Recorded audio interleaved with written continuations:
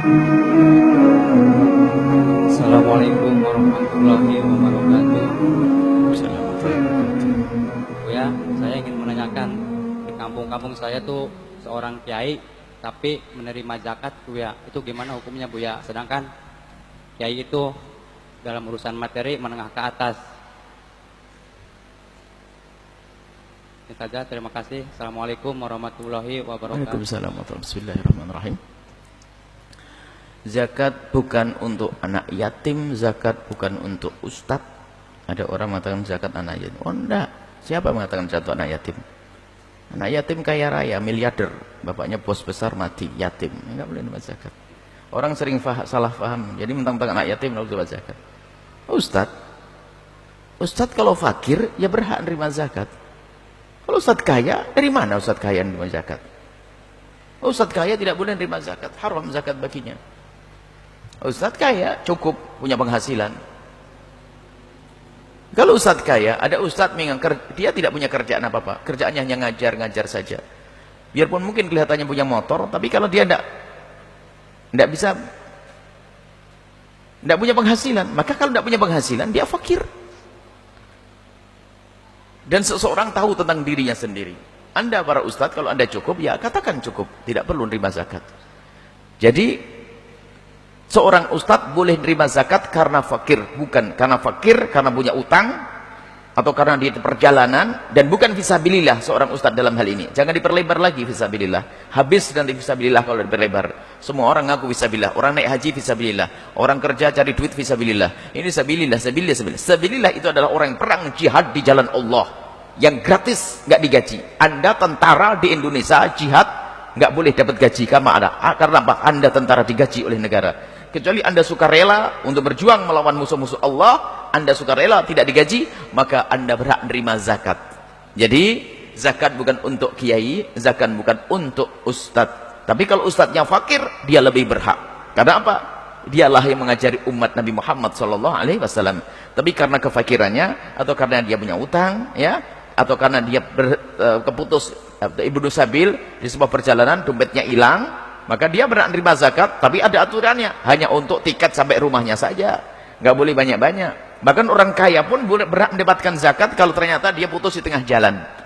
Misalnya ada orang kaya raya di perjalanan duitnya hilang, jatuh, maka untuk melanjutkan perjalanannya dia nggak punya duit, maka boleh diambilkan dari duit zakat sekedar untuk mengantarkan dia sampai ke rumahnya. Cuman biasanya kalau orang kaya nggak akan mau mengambil, biasanya pinjem nanti diganti, begitu. Jadi awas. Jadi kalau Anda memberikan kepada ustadz yang butuh dan dia fakir, maka sangat tepat. Dan pahalanya double itu nanti. Pahala bekti kepada guru juga, kalau memang itu ustadznya tidak mampu. Ini memang di masyarakat, dan ini sudah pernah kami hadirkan bertahun-tahun. Masalah zakat jangan diberikan kepada, jangan untuk bangun masjid, jangan untuk bangun pondok dan seterusnya. Zakat itu adalah lebih dahulukan innamal shadaqatul lil fuqara, fakir miskin dulu. Kalau Anda masih bersikeras dengan kemauan Anda untuk membagikan zakat kepada masjid dan sebagainya, ayo pergi ke rumah sakit. Hari ini banyak orang di rumah sakit nggak bisa bayar. Mungkin yang mendapatkan bantuan hanya orang yang sakit saja, tapi yang nemeni dia harus tinggalkan pekerjaannya. Yuk, dia orang fakir juga. Apakah kita tega mengambil harta mereka hanya untuk bangun pondok pesantren? Coba kita perlu bicara dengan hati nurani. Itu di rumah sakit yang katanya rumah sakit murah itu, yang rumah sakit yang fasilitasnya kurang. Kalau fasilitasnya mahal kan karuan langsung nggak boleh masuk, begitu misalnya. Tapi yang pas-pasan itu lihat, dia nangis mau beri obat saja nangis. Berapa banyak orang kita temukan mau beli, menebus resepnya maju mundur karena duitnya pas-pasan. Kemudian dia sakit, yang nunggu 2 orang meninggalkan pekerjaannya semuanya. Apakah kita masih ingin merubah fisabilillah yang para ulama mengatakan fisabilillah hanya orang berjihad di jalan Allah? Akan kita perlebar untuk pondok pesantren, untuk ustadz-ustadz. Ustadz mestinya harus ustadz yang lebih mengerti tentang masalah yang ini. Umat ini, kita bermasalah di Indonesia ini adalah kefakiran. Lihat, fakir, orang fakir tuh lihat, jangan dolim kepada orang fakir. Dolim kepada orang kaya saja nggak boleh, apalagi orang fakir. Sakit lagi dia. Orang fakir sakit, kita lelemi duitnya kita. Takutlah kepada Allah, hai orang suka bagi zakat yang salah. Takutlah kepada Allah. Anda sekarang lagi cukup, coba kalau giliran Anda fakir, apakah Anda rela kalau duit Anda untuk bangun pondok? Coba kalau Anda fakir, nyungsep, sakit, anak Anda sakit, kemudian duit zakat Anda yang semestinya Anda terima, tatanya digunakan untuk bangun masjid. Kami buat satu buku pernah, kami dipanggil dari MUI dan juga amil zakat waktu itu. Kami tidak akan menghadirkan pendapat saya. Saya tidak punya pendapat, tapi saya hadirkan pendapat yang 4 madhab. Biarpun yang lain mendatangkan pendapatnya orang akhir zaman. Saya hanya berurusan dengan ulama 4 madhab, karena ini urusan manusia. Kalau urusan masalah ibadah, mungkin saya akan mengambil pendapat lemah, karena ibadah ini adalah musamahah, dipermudah urusan ibadah. Tapi hukukun nas, haknya manusia, ambil pendapat yang kuat. Hati-hati, jangan main-main dengan orang fakir dan orang yang miskin.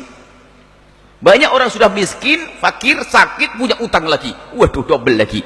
Sudah begitu akan enak-enak untuk bangun pondok pesantren. Mohon maaf, ini bicara dengan hati. Allah Maha Pengampun. Mungkin Anda termasuk salah satu ustadz yang suka nerima zakat pada masa lalu. Itu kan masa lalu. Itu kan fatwa yang Anda dengar dari sebagian orang.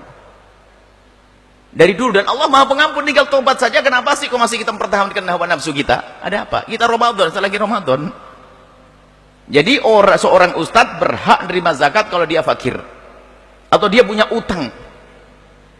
Utang bukan utang buatan ya, utang beneran ya.